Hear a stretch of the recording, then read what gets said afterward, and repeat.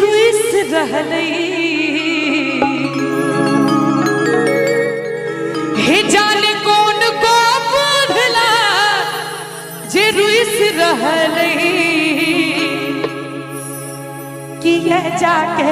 दलान पिया सुत रहलै किए जाके दलान पिया सुत रहलै किए जाके दलान पिया जान कौन का बाधला हे अधला हे अधला हे अधला अधला अधला जाने कौन का बाधला जे रुइस रहलै किए जाके दलान पिया सुत रहलै किए जाके दलान पिया सुत रहलै किए जाके दलान पिया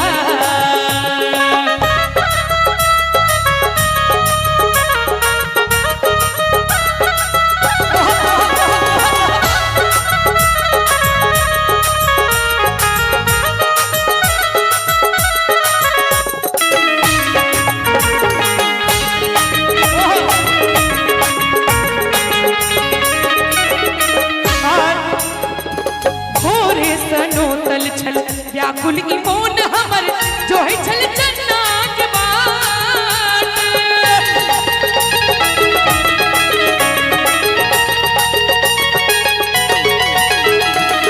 भोर सनो तल छल व्याकुल ई मोन हमर जो है छल चन्ना के बाट उछरल केस तो छुट्टी संभारल नैन मुदा करतई देखा दिल पुरवा सगर देह के खत लागत पिया देह के तुल दिल पुरवा सगर देह के खत लागत पिया देह के जाने कौन सपनिया मन मोहि ले गई किया जाके दलान पिया सुत रहलै किया जाके दलान पिया सुत रहलै किया जाके दलान पिया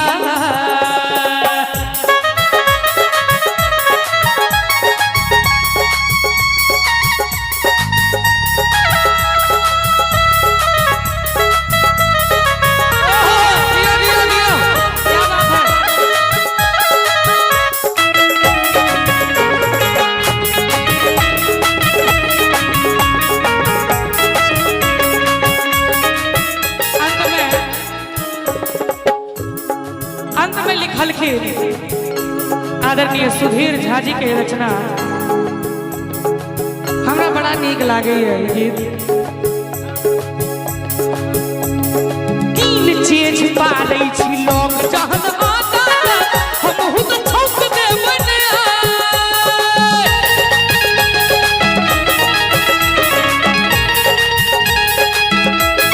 तीन चीज पालै छी लोग जहन आता हम हुत छौक देवन कुछ किलो अपना तो मतलब छन खुशिया के देखबै के ना गुलाब अंत में लिखै छथिन कियो मत छिपो के दियो ने बुझाए पुरख कहि एते गुरु सही के दाल कियो मत छिपो के दियो ने बुझाए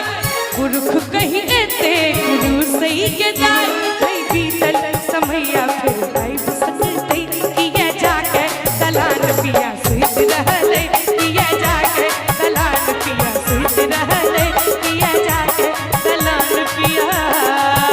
जान कौन को बुझला जे रुइस रहलै जान कौन को बुझला जे रुइस रहलै